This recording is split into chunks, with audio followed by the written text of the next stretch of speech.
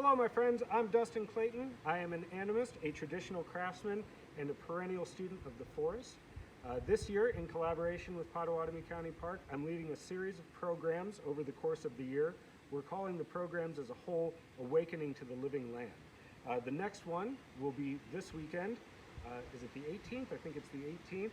Saturday the 18th, right before Midsummer. We'll be talking about Midsummer Magic, folklore, and medicine. So I want to sort of show you guys some of what we go over in these programs. We talk a lot about herbal medicine, and I've got several examples of that right here. And we talk a lot about traditional craft, which I also have examples of here in front of me. These are all wild native medicines that grow here in the Luss Hills of Iowa. Here we have yarrow flower, a beautiful flower that has already bloomed most places where it's growing. This is a really, really good wound wart. So you can apply this to cuts, scrapes, and bruises, and it will really help to heal and coagulate the blood and stop bleeding. Yarrow is really, really good at stopping bleeding. Here we have wild bergamot that I'm tincturing. Wild bergamot is a wonderful, wonderful plant. You can see here I've got some dried wild bergamot. This will be blooming very soon. In some places I think it's blooming already. A really, really great warming tea. So a great way to capture the essence of midsummer and save it for the winter time. If you drink a hot tea made with this wild bergamot in the cold and nastiness of winter and early spring, it really, really warms you up. It's a diaphoretic, so it induces sweating. It's also a really good carminative, which means it helps you pass gas. So if that's something you're interested in, it does a good job of that as well. Here we have prairie sage, prairie white sage, our local native sage. In fact, not a sage at all, but an artemisia, so more closely related to mugwort. I'm making an infused oil out of this that I'll use for all sorts of topical ailments and rubbing on the skin. If you come to any of the programs, we do go over how to make medicine with these native plants. Now these are traditional uses of the plants for medicine. I'm obviously not a doctor, and definitely suggest that you talk to a medical professional before starting any treatment regimen. But we do talk a lot about native wild plant medicines in these programs. Here we have Solomon seal.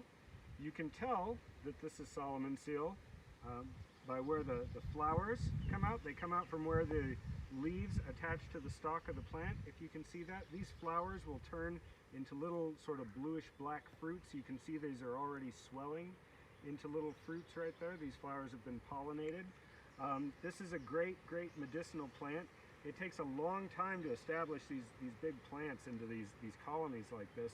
So I definitely advise you, if you're interested in this plant medicinally, to plant this in your yard rather than come to wild places and harvest it, and give it 4 or 5 years before you start to dig it up. The root from this plant is the powerful part for medicine. When you dig the root out and you cut it as a cross section, it'll look like a 6-pointed star inside of it, which is where Solomon seal gets its name, is from that 6-pointed star that you can see inside of the root. The root is a good tonic for sore, achy muscles and joints. You can make an oil out of it, an infused oil, or you can make a liniment, which is a suspension in alcohol. You can use that on all sorts of, rub it directly onto the skin, onto the joints and the muscles that are sore and achy. It's what we would consider a cooling and moistening herb, so it sort of brings moisture to those achy, dry, inflamed joints and muscles. A really, really pretty plant, and it looks great in the garden as well. And if we move back that way, we'll take a look at the false Solomon seal. All right, my friends, here we have false Solomon seal. It looks an awful lot like Solomon seal, proper Solomon seal. The leaves are connected in a very similar way to the stalk. The stalk is round, it grows in these big colonies like this, the same way that Solomon seal does. The best way to tell the difference between Solomon seal and false Solomon seal is the location of the flowers and subsequently the fruits. So you can see that this one is already flowered here, and these flowers are located on the ends of the plant. So the end of the plant is where the flowers grow, whereas on Solomon seal, you'll recall, The flowers grow out of the margins of the leaf, where the leaves connect to the stalk of the plant. Much like Solomon seal, this is a medicinal plant as well as an edible.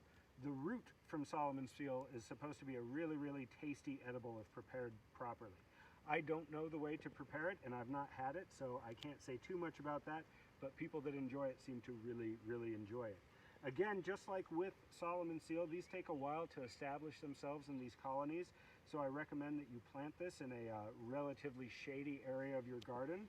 It grows in the same areas as Solomon seal does, and oftentimes you'll find these plants growing right next to each other, and you have to wait for the plant to flower before you can tell which one is which. Another good plant to know, and a really beautiful plant when it's in flower with these sprays of flowers growing out of the end. Friends, here we have elderberry, or black elder, our local elder bush that we grow around here in the Loess Hills of Iowa. You can see that it's just starting to come into bloom now, so these flowers are just opening up right now, and pretty soon this whole plant will be full of these beautiful white blossoms that smell terrific and amazing, and those will ripen into small black fruits. The fruits, of course, are edible. They're considered one of those superfoods right now. They're high in antioxidants. You can make jams and jellies, cordials and tonics, and all sorts of delicious beverages out of them. The flower has traditionally been used as a very powerful antiviral for fighting colds and flus and that sort of thing. I always have a ton of this on hand over the autumn and winter and early spring. I make this into tincture, suspending the plants in alcohol to extract the medicinal properties. Elder is a plant that is super, super steeped in folklore. And if you come to any of my programs, you'll probably get sick of hearing me talk about elderflower because I talk about it a lot. Yeah, so a good medicinal to know about.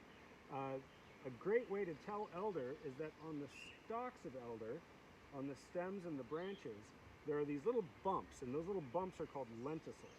And that's a great way to tell elder. If it's got these compound leaves with these big sprays of flowers and then fruits and the little lenticels on it, on the bark and the stalks, it's a great way to tell that it's elderflower.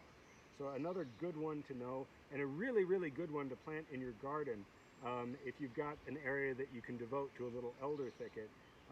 Everything, birds and other wildlife really love these berries in the late summer and early autumn.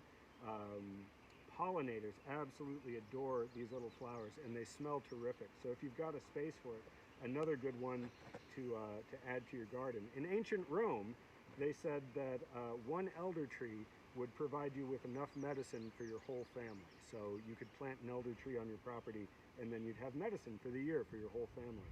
So another good plant to know that grows native here in our Loess Hills.